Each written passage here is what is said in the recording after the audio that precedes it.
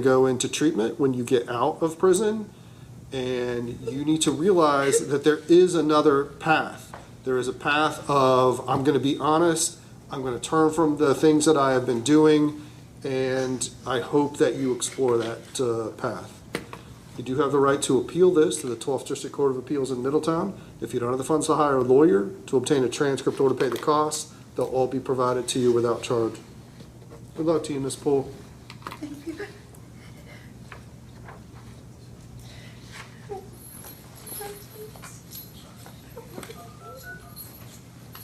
Do we think the prison is here yet, or we don't know?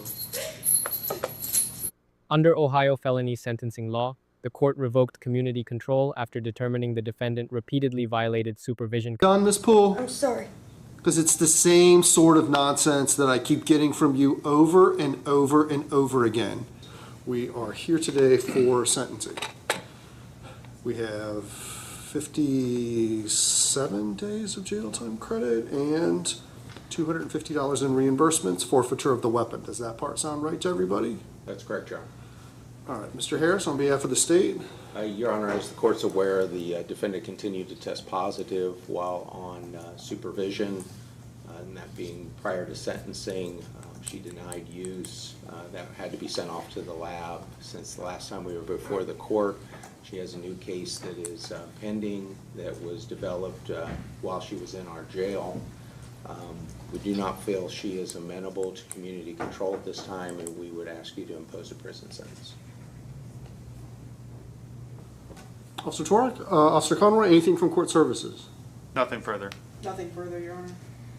Mr. Madden? All right, I went to speak with Rachel yesterday in jail and had a long talk with her about the situation. We talked about honesty and how she hasn't always been honest with me or with you, and she expressed regret for that. She told me she wrote you a letter apologizing for lying to you. The coach program is something she really liked to do. She says she's finished with this lifestyle. She's 47 years old. She takes care of horses. She's a very genuinely a nice person, but obviously she has a drug issue that how many people involved with drugs don't lie. But she says that she's finished with that and she's changed her life. I know her fiance Tony's here. He'd like to address the court if you'd be willing to listen to him, and I know she'd like to address you too. Okay, sir, what do you want to tell me? If you could step up to the podium, tell me your name. My name is Christian Carter.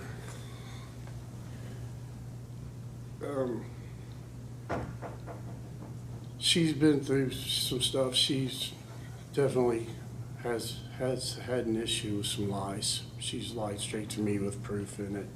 I know that she's had a history with stuff that were from child problems, denial. It's been an ongoing problem. I've seen some changes in her. I thought this time she was doing better, but we've had talks, and I mean, it's put me through almost to the end of it, but talking to her these last several times, I believe that, I mean, I've heard a difference in her voice. She wants to be done, but not only she wants to be done, I told her she has to be. The people that she has left her life can't do it. I really think that her being in long enough that she's off of it now, that I will add pressure, and I believe she wants to be better. All right, thank you, sir. Ms. Poole, you get the last word in this. What do you want to tell me? I'm so sorry that I lied to you, everybody. I really am. Before, when I was here, I can honestly tell you that when I got out of here, I had every intention of using again. And I don't right now. I have no desire, and I have had no desire since I was here the last time. I screwed up in a big way, and I am very sorry. I really, truly am. I like my counselor. I like the groups. I love Conroy. And I know that I'm a little slow to the punch here, but I'm ready to do it right if you'll find it allow me to do so. I will not, Ms. Poole. And here's where I'm at on this, is that at some point, I have to vindicate the system. And I cannot continue to listen to the nonsense that you have spewed at me for all this time. And, when we were here last, I made a fairly convincing argument about how you didn't know how this got in your system. And Officer Conroy was pretty adamant that you were tampering with the samples or something. I don't even remember what all that was entailed. But you were adamant that you did not use meth. And then you get back to the jail, and then you start calling somebody to get the meth out of the car that's in the parking lot of my courthouse. I just didn't want anybody to get in trouble for my mistake, sir. I really didn't. And it was Tony that I was talking to. Because I didn't want him to get in trouble, and I knew that it could have been my son that drove my car, and I couldn't let somebody get in trouble for me. And I knew that I was taking a chance when I made that call, sir. I don't mean to interrupt, but you have to know that I couldn't let it happen.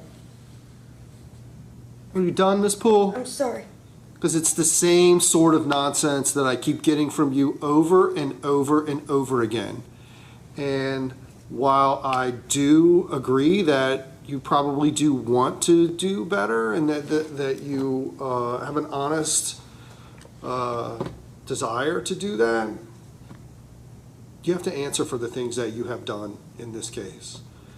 And I think that it would seriously demean the seriousness of this offense and is not consistent with the purposes and principles of sentencing to continue you on probation. So I'm going to order you serve 24 months in prison. I am going to give you credit for the 57 days that you have already done. This includes an optional period of post-release control. That means the adult parole authority can, but is not required to supervise you for up to 2 years after your release. If they impose that supervision and you violate the terms, you can be returned to prison for up to 1/2 of my original sentence. Or if you violate by committing a new felony, then you can be returned to prison for up to 1 year or the amount of time you have left on post-release control. It's automatically whichever of those is the longer period, and it's automatically consecutive to the sentence that you would receive for the new felony. I'm not going to impose a fine. I am going to impose the cost plus the $250 in reimbursements for the cost of drug testing. I'm going to order the forfeiture of the weapon. Is there anything else we need to do? Anything that I forgot? Your Honor, there is a count for, so it's 24 months on count one. Yeah, 24 months on count, and then a 12-month concurrent sentence on the other F5. Thank you. At some point, Ms. Poole, you're going to get out of prison, and hopefully you're going to go into treatment when you get out of prison, and you need to realize that there is another path. There is a path of, I'm going to be honest, I'm going to turn from the things that I have been doing, and I hope that you explore that path. You do have the right to appeal this to the 12th District Court of Appeals in Middletown. If you don't have the funds to hire a lawyer to obtain a transcript or to pay the costs, they'll all be provided to you without charge. Good luck to you, Ms. Poole.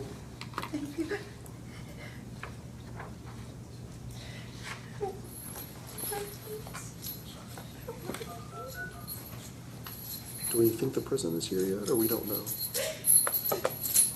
Under Ohio felony sentencing law, the court revoked community control after determining the defendant repeatedly violated supervision conditions through continued methamphetamine use, dishonesty to probation authorities, and new criminal conduct while awaiting sentencing. The prosecution argued the defendant was no longer amenable to community control sanctions and requested imprisonment based on repeated failed drug tests, deceptive conduct, and an additional pending case that developed while incarcerated. The court considered statements from defense counsel, the defendant, and a family supporter requesting treatment-based rehabilitation instead of prison.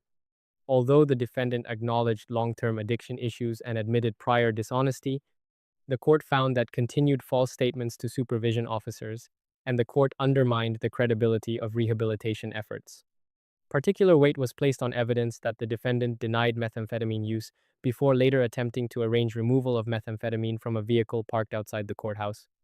Applying the purposes and principles of felony sentencing under Ohio law, the court concluded that continuing probation would demean the seriousness of the offense and failed to adequately protect the public. The defendant was sentenced to 24 months imprisonment on the primary felony count and a concurrent 12-month sentence on the additional felony offense, along with forfeiture of the weapon involved, reimbursement obligations, and optional post-release control supervision.